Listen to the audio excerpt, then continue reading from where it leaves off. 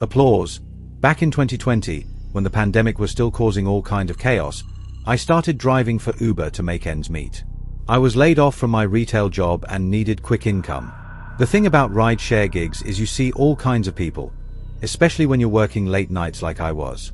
There were awkward encounters, drunk passengers, weird conversations, but none of that compares to what happened one Friday night in October. It was a little after midnight, and I had just dropped someone off at a hotel near the outskirts of town. My app pings almost immediately with a new request. The pickup location was about 6 minutes away in front of a bowling alley that was part of a strip mall. Pretty standard stuff. The name on the ride said Derek. I accepted it and started heading over. The area was quiet when I arrived, just a few dim parking lot lights. No cars in sight, and the bowling alley looked closed. But there was a man standing alone under one of the lights, wearing a grey hoodie and jeans. He was tall, maybe 6 feet 2 inches, with his hands in his pockets, head down like he was looking at his shoes. As I pulled up, he looked at me, but didn't wave or move. I rolled down the window and said, "You, Derek?" He nodded slowly, walked over, and got into the back seat behind me. I started the trip and asked him if the destination in the app was correct, an address about 20 minutes away in a residential neighborhood I'd never been to. He said, "Yeah, that's right," in a quiet, calm voice. I remember thinking he sounded a little off, not drunk or high, just sort of flat, emotionless, but I didn't think too hard about it at the time. I started driving and he didn't say anything for the next 5 or 6 minutes. I glanced at him in the rearview mirror now and then, and every time I looked, he was staring straight ahead. Not out the window or at his phone, just at the back of my head. I tried to break the silence by asking how his night was going. He paused, then said, "Just needed to get out of there." I asked out of where. He said, "Doesn't matter." So, I didn't push it. We drove a while longer. About 15 minutes in, I realized we were getting closer to the destination, but the address was in a really isolated part of town. No streetlights, big yards, and lots of trees. As we approached the address, he suddenly leaned forward and said, "Actually, can you pull into that driveway right there?" He pointed to a house on the right. The house was dark, no lights on inside or out. It looked old and abandoned, honestly. It had an overgrown lawn and paint peeling on the siding. There was also no car in the driveway. I said, "Is this your place?" And he said, "Just pull in." I hesitated, but turned into the driveway. I stopped near the front of the house and put the car in park. He didn't get out. I looked back at him and said, "Everything all right?"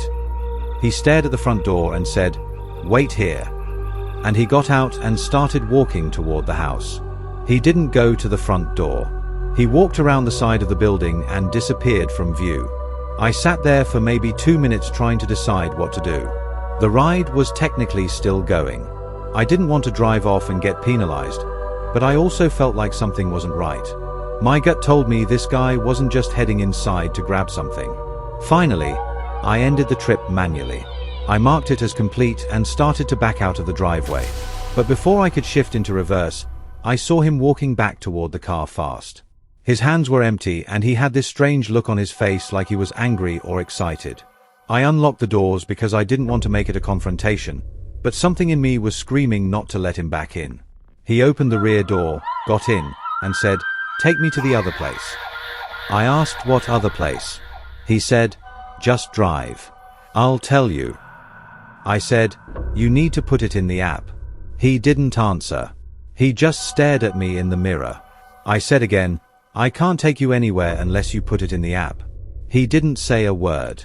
After a few seconds, he told me to drive to where I picked him up. I didn't want to argue anymore, so I started heading back toward the strip mall. The whole way there, I felt this pressure in the car. He wasn't talking, but I could feel him watching me. The hairs on my arms were standing up. He was still staring at the back of my head. At one point, I tried to lighten the mood. I said, "Rough night." He replied, "You could say that." I asked if everything's all right, and he said, "Not yet." I didn't ask any more questions. When we got back to the strip mall, I parked under the same light where I picked him up, but before I could say anything, he leaned forward and asked, "You ever wonder how you're going to die?" I froze. I laughed awkwardly and said, Not really something I think about. He didn't laugh. He just leaned back in his seat and after a few seconds, he said, "I think about it all the time." Then he opened the door and got out without another word. He didn't close the door right away. He just stood there for a second, half in and half out of the car. Then he looked at me and said, "You picked the wrong guy up tonight." He shut the door and walked off into the darkness behind the bowling alley. I sat there for a minute, too shaken to move. Eventually, I drove home, constantly checking my mirrors. When I got home, I looked at the trip details again. Something was off. The name had changed. It no longer said Derek. It was blank. No name, no profile picture, no trip history. It was like the ride never happened. I contacted Uber support to report it, but they told me the trip data was unavailable. They said sometimes that happens if the app crashes or if the rider cancels midway, but I know what I saw. I know I completed the trip. I know the man got in and out of my car and I know he said what he said. "You picked the wrong guy up tonight." I've never seen him again and I hope I never do. But every time I get a ping in a dimly lit parking lot or have a silent passenger in the backseat, I remember that night. And I remember that feeling that something terrible could have happened. That maybe he changed his mind at the last second, or maybe he was never planning to do anything, just wanted to scare someone. But I still wonder what he meant and if he ever found the right car. Music. This happened in 2021 when I was driving for Uber full-time. I live in a city that gets a lot of tourists, especially in the summer. So ride-share gigs can be decent money if you're consistent. I worked mostly nights, partly because I'm a night owl and partly because it's less traffic and better tips from drunk passengers coming back from bars. The night this happened, it was around 1:30 in the morning, a pretty normal Saturday night crowd. I had just dropped off a group of college kids who wouldn't stop yelling in the back of my car, so I was glad to get a request that looked quieter. The name said Chris, and the pickup location was a small side street just off downtown. The weird thing was the pin was in kind of an odd area, not near any bars or apartments, more like near the back lot of an old strip mall, but I figured maybe it was just a bad GPS marker. It happens sometimes. I drove over and saw a guy standing at the corner, hoodie on, jeans, staring down at his phone. I pulled up and said, "Chris." He nodded and got in the back without saying much. He didn't smell like alcohol or slur his words. He seemed sober and just really quiet. He didn't say hello, nor did he answer when I asked how his night was going. Some people just aren't talkers, so I didn't think much of it. I started the ride and the drop-off was on the opposite side of town, 25 minutes away in a suburban neighborhood I'd been to maybe once or twice before. The thing was, it was dark out there, like no streetlights in some areas, pretty isolated. I noticed about 5 minutes into the trip that Chris had his phone out, but he wasn't texting or calling anyone. He was holding it flat in his lap with the flashlight on, just shining the beam upward, slightly toward my seat. I asked him, kind of half joking, "Everything all right back there?" He just mumbled, "Yeah," and then turned the flashlight off. The next 20 minutes were dead silent. Just the hum of the engine and a weird tension building in the car. I don't know how to describe it. Something just felt off about this guy. Not threatening, but definitely unsettled, like he wasn't really there. We got to the neighborhood and I followed the GPS to the house. But as we pulled up, I noticed it was totally dark. No porch light, no inside lights, nothing. I asked, "Is this the right place?" Chris didn't answer. He just sat there. I turned around and looked at him. I repeated myself a little louder, saying, "Hey, is this it?" He stared past me out the window. I repeated myself one more time, and finally, he nodded. So, I put the car in park and said, "Have a good night." He didn't move. He just sat there. So, I asked again, "Are you good?" He finally reached for the handle and stepped out, but he didn't close the door. He just stood outside the car with the door open facing the house. I sat there waiting. A few seconds passed, then 20, and then a full minute. I was just about to say something when he suddenly turned around, looked at me through the open door, and said, "I need to go back." I blinked and said, "Back where?" He said, "Where you picked me up." His tone was flat with no emotion. I didn't know what to say. That was a 25-minute drive and it wasn't like I could just reverse the trip. I told him he'd have to request a new ride, but he just stared at me. He begged me, saying, "Please, I need to go back." I told him again, "You need to request it through the app." That's when he said something that sent chills up my spine. He said, "I can't. They're not gone yet." My only response could be, "Who's not gone?" He didn't answer. He just stood there still holding the door open. And I noticed he was breathing heavily. At that point, I started getting seriously uncomfortable. I said, "Look, I can't just start a new ride unless you request it." He stared for another second, then slowly backed away and closed the door. He walked toward the house, even though it was pitch black and looked empty. I waited until he got to the porch before I pulled off. The moment I turned the corner, I ended the trip in the app and started heading back toward downtown. A couple blocks down, I stopped at a 24-hour gas station to use the bathroom and get a drink. I parked at the side of the building, went inside, and came back out maybe 4 minutes later. And when I got back to my car, I felt like my brain short-circuited. Chris was sitting in the back seat, same hoodie and same expression. I thought I had locked the doors before going inside, but somehow he was in the back of the car. I opened the driver's side door and stepped back in slowly, keeping my eye on him through the mirror. "How did you get back in?" I asked. He just said, "Take me back." I said, "I'm calling the cops," and reached for my phone. That's when he leaned forward close enough for me to hear his breath and said, "They're still in the house." I don't know why, but I didn't call the police. Something about the way he said that made me feel like he was having some kind of episode. I played along and said, "Whose house is that?" And he said, "My parents'." I asked him if he lived there and he said, "Not anymore." That made the hair stand up on my neck. I started slowly driving back to where I picked him up. Every part of me was screaming not to do it, but I didn't know what else to do. As we got closer, he started breathing heavier. He was rocking slightly in the back seat. At one point, he whispered, "They're still there. They won't leave no matter what I do." When we pulled up to the house, there were still no lights, still no signs of anyone living there. He got out without saying anything, and then walked up to the front door and stood there. He didn't knock or anything. He just stood still. I waited maybe 30 seconds, then pulled away again, making damn sure the doors were locked. I drove 3 blocks, parked under a streetlight, and sat there for 10 minutes trying to process what just happened. I debated calling the cops, but what would I even say? That a guy got into my car twice and said weird things. There was no crime technically, as far as I knew, so I just drove home and didn't sleep that night. The next day, I reported the ride to Uber, and honestly, I regretted not reporting this to the police because the man might have been sick in the head needing help. I hope he didn't hurt anyone. Who knows if that house was even really his parents' house, or if he actually was just having a manic episode. Music.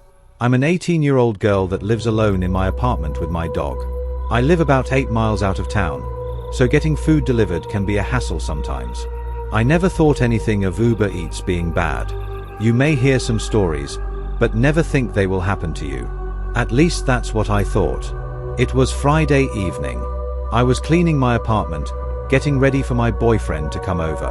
We're long distance, so I only get to see him on weekends, so I usually try to get it cleaned up before he arrives on Saturday. I had been cleaning for about 2 hours, and it was past 6 p.m., so I was feeling hungry. I didn't want to dirty any dishes, as I just cleaned them all and cleaned the kitchen. I decided to order food so I wouldn't have to make a mess.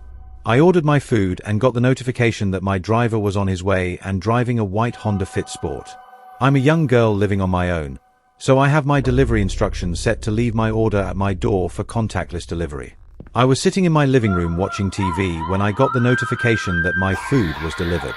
As soon as I got that notification, I jumped up eager to get my food. I was starving. When I opened the door to grab my food, it wasn't there. So, I thought maybe he said it at the wrong door.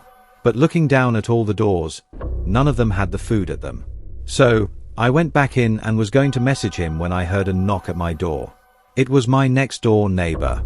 He was holding my food. He said, "Hey, sorry. I picked up your food from your delivery driver because he was looking through your windows and I wasn't sure what he was doing." I took the food and thanked him, wondering what the hell just happened. I went back in, ate my food, and enjoyed a movie. When I started to get ready for bed, I took a shower, then went to turn off my TV and make sure all my doors were locked before going to bed. I laid down in bed, called my boyfriend, and eventually ended up falling asleep. I woke up a few times during the night to my dog growling at the window or the back door. My dog isn't a huge, scary dog. He's a small 5 pounds Maury, but it's still pretty scary when he growls at something and catches you off guard. I finally got him to calm down and go back to sleep. It wasn't even 15 minutes later that I woke up to banging on my window. My dog started going crazy, barking, growling, and even whimpering. I couldn't move in my bed. I took the bed sheets and pulled them over my head, just leaving enough to not cover my eyes so I could see the window. I called the police and whispered into the phone quietly. I explained to the operator that someone is in my backyard and my window doesn't lock so it can easily be lifted up. She told me to go to a different room and police would be at my apartment shortly. I ran to my kitchen and grabbed a knife, just waiting to see blue and red lights or hear sirens. It felt like forever. I looked out the window of my kitchen and never expected to see what I saw.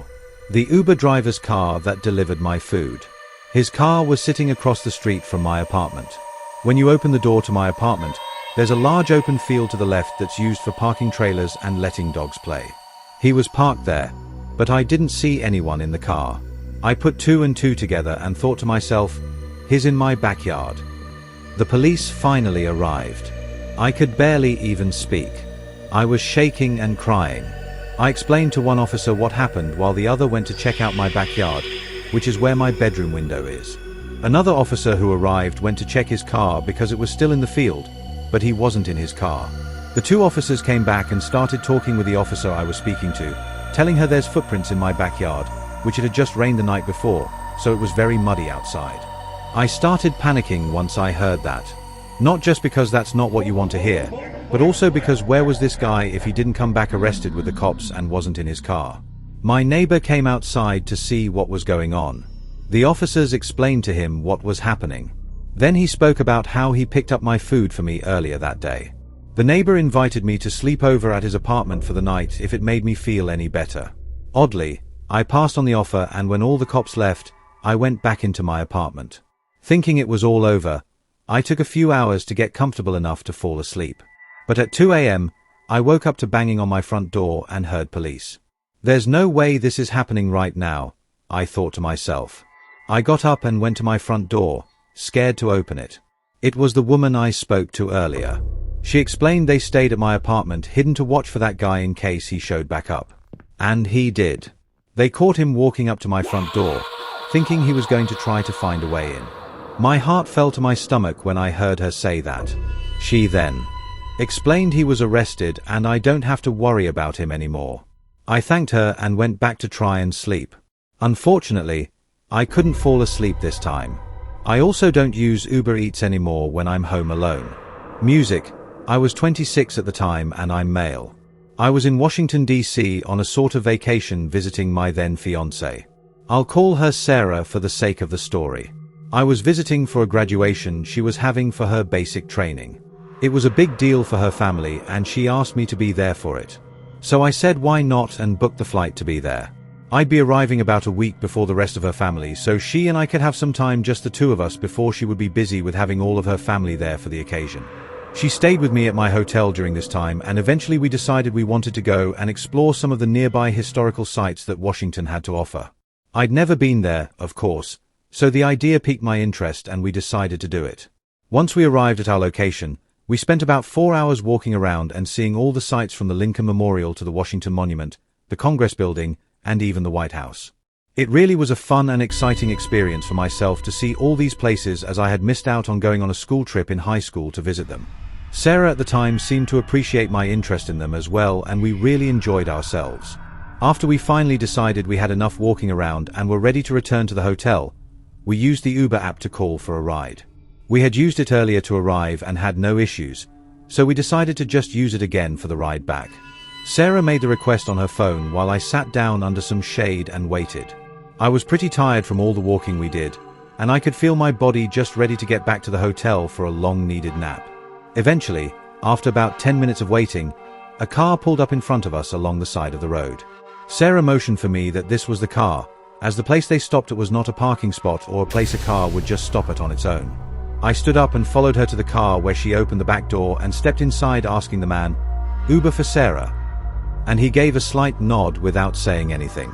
So, I followed her into the car and shut the door behind me. Now, looking back on this, I realized how stupid both her and myself were in doing this. We should have asked for the driver's name and verified the car was a match to the one on the app. I didn't have access to any of this myself, and she made the request on her phone, so it didn't really cross my mind at the time to do any of this.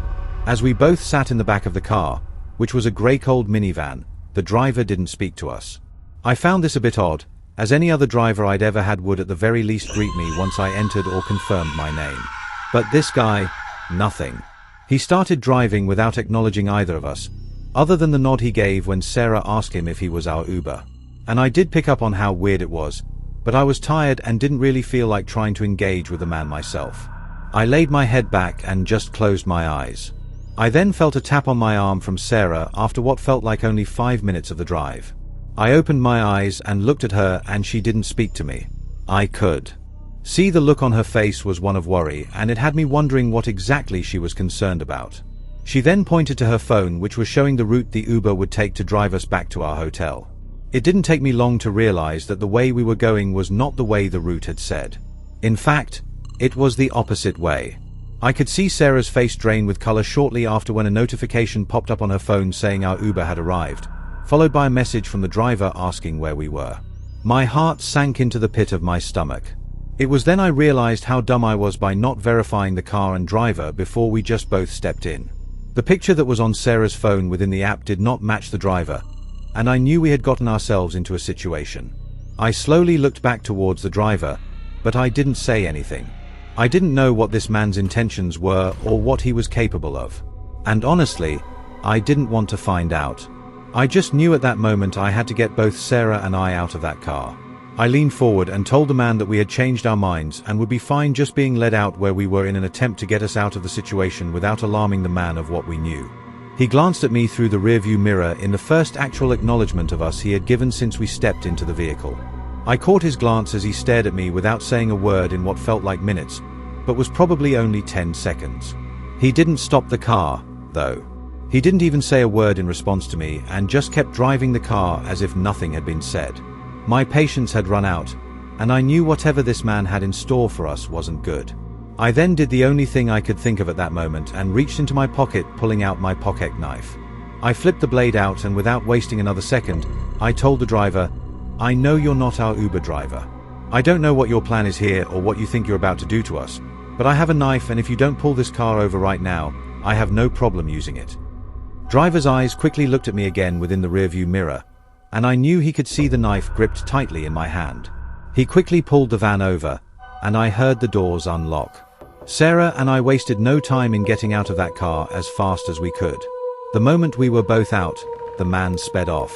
We quickly took a moment to gather ourselves as Sarah was having a panic attack, and I myself was still wrapping my head around what the hell just happened. Sarah quickly pulled out her phone and responded to our actual Uber driver and informed him of our location and asked if he could come pick us up. The actual driver arrived within a few minutes, and this time we made sure it was the right one. We told him everything that had happened, and it was then that he informed us something that made the blood in my veins go cold. He told us there had been multiple instances recently where people were posing as Uber drivers in the area, as it was an easy way to find many tourists and people not from the area that wouldn't think twice about just getting into a car thinking it was a Lyft or Uber. Apparently many people had gone missing, and they could only assume the worst. He told us both we were lucky we noticed when we did and hadn't gotten further away from where we had been picked up, which was probably the only reason the man let us go, and of course the fact that I was armed. We made it back to the hotel without issue, and we quickly reported it to the police. We gave the best description of the man and the car that we both could, and the police told us they'd call us with any information they could find. We never heard back from them, so I assume the man was never caught or found, and that worries me that he could still be out there doing this to others. Again, I realized how stupid we both were after all this, not verifying whose car it was we were getting into. But let this be a reminder to everyone listening. Do just that. Always verify your Uber drivers and always make sure you're aware of your surroundings.